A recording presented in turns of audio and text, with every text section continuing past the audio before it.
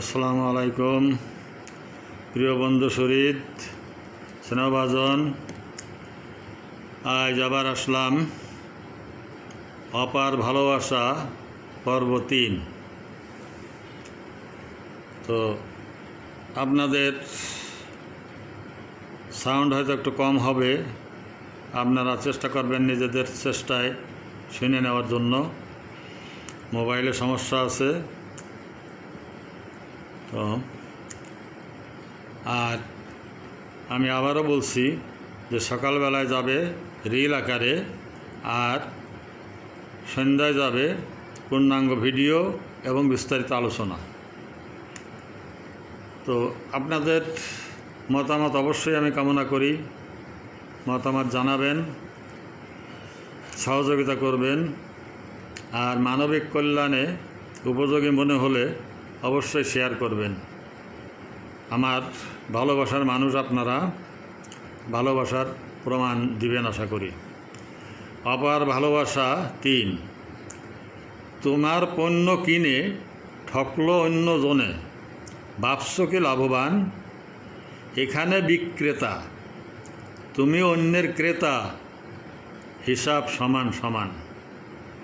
এমনি করেই ঠকছি, নীরব হয়ে দেখছি, এমনি করেই ঠকছি, সবাই নীরব দেখছি, নেই কোনো প্রতিকার।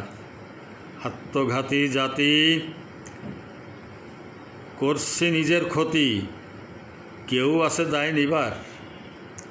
তো বন্ধুরা দেখেন, আপনি অন্যের তোমার পণ্য কিনে, আপনার পণ্য কিনে একজনকে আপনি ঠকায় আসলেন।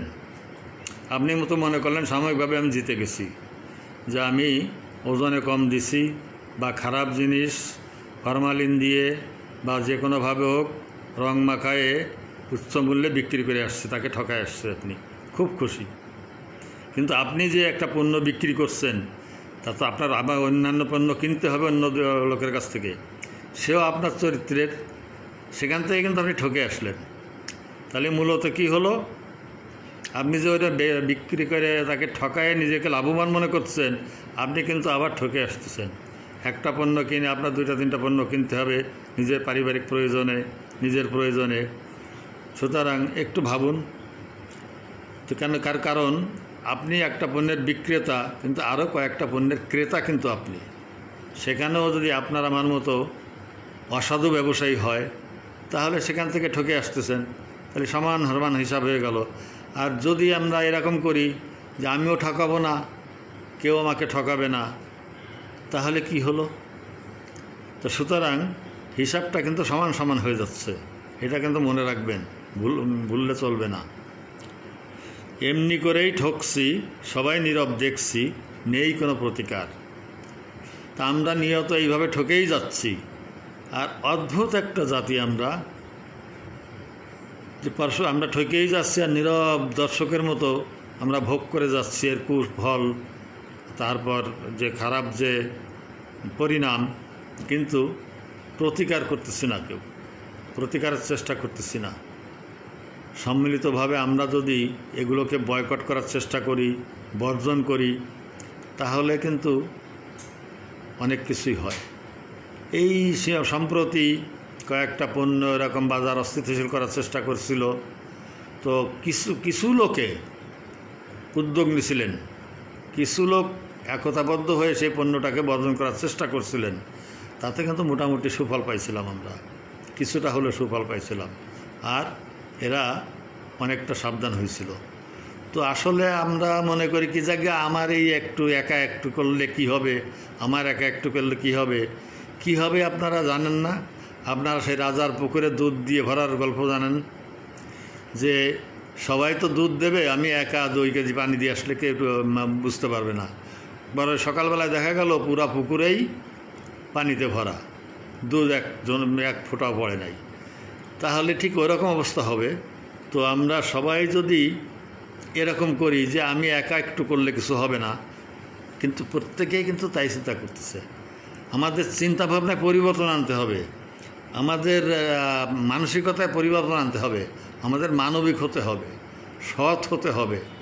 তা না হলে তার পরিণাম কিন্তু আমি ভুগবো, আমার পরিবার ভুগবে, আমার সমাজ ভুগবে, আমার দেশ রাষ্ট্র ভুগবে। এবং আমরা সবচেয়ে বড় যে বিষয়টা, আমরা যে সম্পদ করি, আমরা যা অর্জন করার চেষ্টা করি, কার জন্য? প্রাণপ্রিয় সন্তানের জন্য। তো আমরা সেই সন্তানদের জন্য কিন্তু একটা খুব খারাপ জায়গা রেখে যাচ্ছি, খুব খারাপ উদাহরণ রেখে যাচ্ছি। সুতরাং আমরা এই আত্মঘাতী আচরণটা, এটা থেকে আমরা ফিরে আসি। আমরা আসলে নিজেরই ক্ষতি করতেছি, এটাকে আত্মঘাতী আচরণ বলা হয়। তা আমরা আবারও বলবো যে আমরা শপথ করে আমরা এই সমস্ত খারাপ পথ থেকে ফিরে আসার চেষ্টা করি এবং আমরা সম্মিলিতভাবে একতাবদ্ধ হয়ে এর বিরুদ্ধে আমরা রুখে দাঁড়ানোর চেষ্টা করি এবং এগুলোকে রুখবার চেষ্টা করি। তো এর দায় কিন্তু কেউ আমরা নিচ্ছি না, প্রত্যেকে আমরা অন্যায় করতেছি, কিন্তু দায় কেউ নিচ্ছি না, না ব্যক্তি, না পরিবার, না সমাজ, না রাষ্ট্র। এটা এমন একটা হয়েছে যে ওলট পালট করে দেমা লুটে ফুটে খাই।